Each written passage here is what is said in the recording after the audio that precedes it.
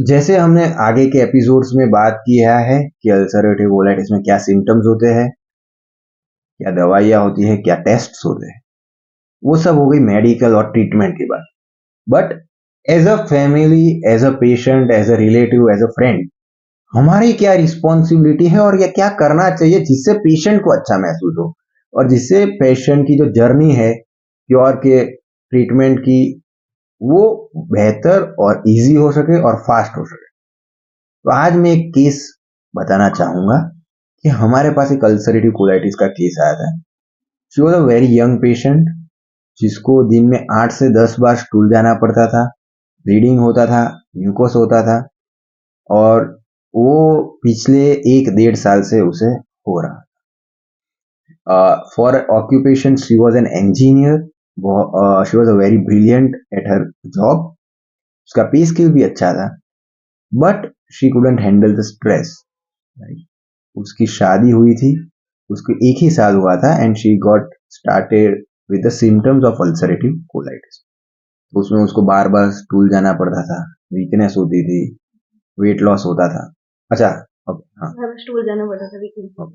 उसको वीकनेस होती थी, स्टूल जाना पड़ता था और ये जो डायरिया, ब्लड, म्यूकस सारे सिम्टम्स आते थे। उसकी वजह से उसको बहुत सारी दिक्कत होती थी और जो 8 से 10 बार उसको स्टूल जाना पड़ता था, उसकी वजह से वो अपने काम पे, वर्क पे फोकस नहीं कर पाती थी और उसकी वजह से उसको जॉब भी छोड़नी पड़ी and she said at home. अब क्या हुआ कि उसको मैरिज के 1 साल के बाद ये सब सिम्टम्स शुरू हुए और उसकी वजह से उसने जॉब छोड़ दी।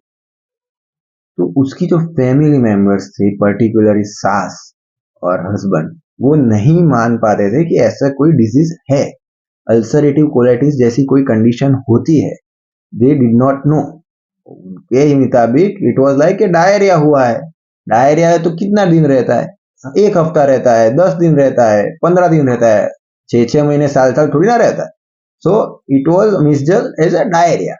तो वो एंटी डायरिया की टेबलेट्स लेती थी, उसे थोड़ा 1 2 दिन ठीक होता था पर तीसरे चौथे दिन उसको बहुत सारा ब्लड और म्यूकस गिरता था और उसकी जो हालत पहले जो खराब थी उससे भी ज्यादा खराब हो जाती। तो she was frustrated, she was already frustrated and tense with the condition. 8 10 बार जाना, ब्लड म्यूकस आना, वीकनेस होना, उससे तो परेशान थी ही। पर उसके दूसरी एक बैटल थी, जो जंग थी, वो ये भी थी कि उसके सास को समझाना, उसके हस्बैंड को समझाना कि मुझे ये कंडीशन है और ये ठीक नहीं हो रही है। She is trying all the medicine, वो एंटी डायरिया की टेबलेट्स दे रही है, मीजाकोल दे रही है, she consider gastroenterologist. The good doctor told her के भाई ये ठीक नहीं होता है, हमारे से सिर्फ कंट्रोल होगा, ठीक है। एंड शी टोल्ड दैट ये गेस्ट्रोएंटरोलॉजिस्ट ने बोला टू हर सास एंड ऑल। बट वो सास मानने को ही तैयार नहीं। She was constantly taunting, teasing her कि ऐसा थोड़ी ना होता है, डायरिया है, डायरिया तो हमको तो ऐसा कभी नहीं हुआ। मैं 60 साल की हो गई, 70 साल की हो गई, मैंने तो आज तक किसी को पेशेंट के या किसी को नहीं सुना कि इतने 6 महीने से, साल से, 1.5 साल से कोई बीमारी है, 1.5 साल से डायरिया ठीक नहीं हुआ, मैंने तो नहीं सुना। So it is very important role for the husband, family, friends कि हमें इसकी अवेयरनेस लाना for the patient and the relative.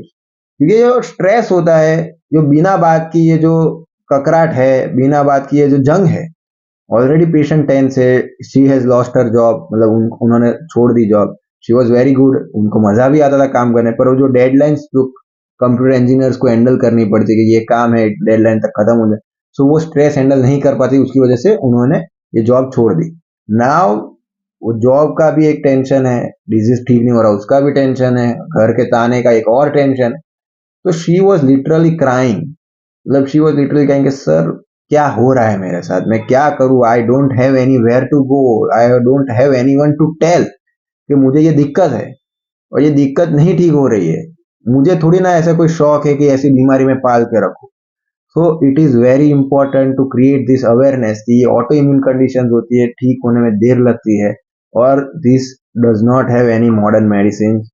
तो आपको ट्रीटमेंट के वक्त भी ध्यान, धीरज रखनी है, पेशेंस रखना है और बनने तो उतना स्ट्रेस नहीं देना है पेशेंट को।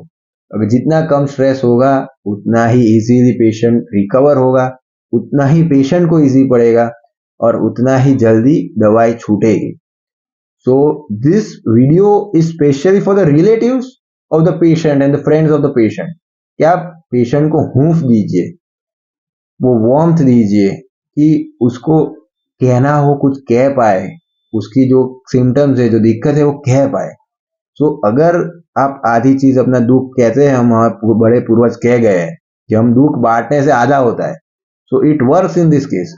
अब हम कुछ नहीं कर सकते, सिर्फ अल्सरेटिव कोलाइटिस के पेशेंट की सिर्फ दुख की कहानी सुनते और उसको एक अननेसेसरी बैटल उसको नहीं जाना पड़े, वही हम ध्यान रखेंगे, तो इट इज इनफ.